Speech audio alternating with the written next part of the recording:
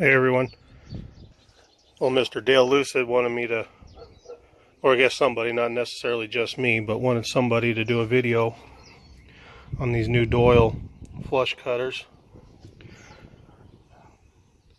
Some reason I just had to get them.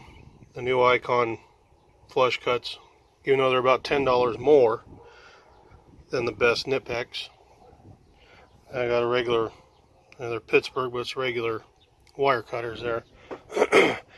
But what I'm going to do, for some people that don't know what flush cutters are mainly used for, I'm going to do a little demonstration what that'll do, regular wire cutter to a zip tie, and then see how these cut the zip tie. Since they're flush cut and they're brand new, sharp, I'm going to guess they ain't going to be any different. Try and do it one-handed, so I made that little jig there. But here are the Knipex.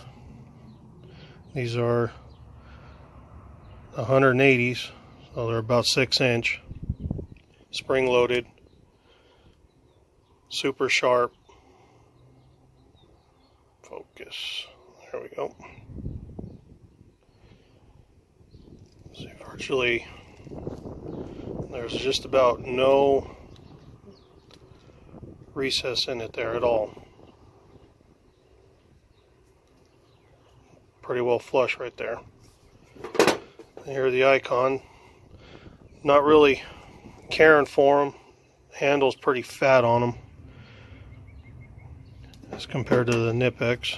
Grab those so you can see. Kind of seems to be the Knipex thing, being super thin. But the handle, a pretty big difference. Sorry about the wind. The Icon's almost double the thickness on the handle. Still got that same angle.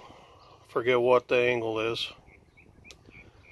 Now the Icon will get into a little bit tighter spot because of the triangle shaped head on it versus the kind of a bullet shape on the Knipex.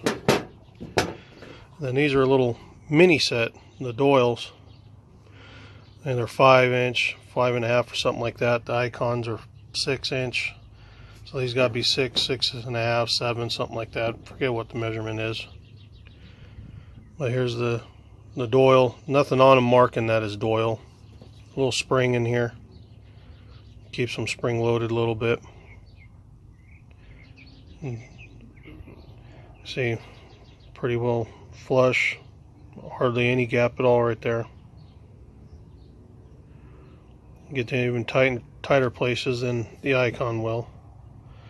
See the difference in the size of the triangle. Still go to a bit of a point. I'm going to try and do this one-handed. Hopefully it works out. Well, here goes the regular wire cutters. Get it down here next to the buckle of the zip tie. See this little burb right here. Working on a car, getting into tight spots. It's amazing how much plastic will rip your arm open. I know, I've done it a few times. Here's the Knipex. Set them down here. Flush against the zip tie. You can see pretty close to flush there. Focus versus the regular pliers. Here goes the Icon. You can get that up there next to it. Get that cut. See, got a little bit hanging out there. Maybe not as much as the Knipex. That's kind of cool. Icon cut it a little closer. And then we'll go with the Doyle. Get those flush on there. Give them a cut. And we'll see how close that one is. Focus. That one is unbelievably flush. There's nothing there. Doyle did pretty good cutting them flush. Icon did got a little bit hanging out there, but nothing to really grab on. The Knipex, there's a little bit hanging out there. Maybe I didn't have them flush. Let's see if it'll even cut it like this. No, not enough. Let's see if it'll cut the regular wire cutter barb off of there. Sure, it's flush. Oh, same thing. Got a little bit hanging up there.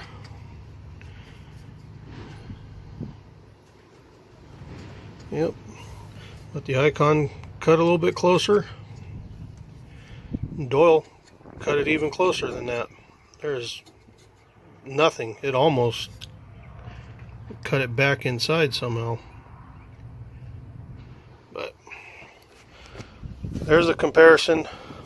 Thought it was a little odd that Icon was about a few bucks, $10 more than the Knipex. I say the handle's a little bulky, might be a little issue getting into tight spots, but they feel good, you know, good strong. Squeeze them real hard, they don't bend, which shouldn't have to be squeezing them hard anyway, because flush cut should only be used on soft metals, super soft metals, couple strand copper wire, or zip ties. But there you go.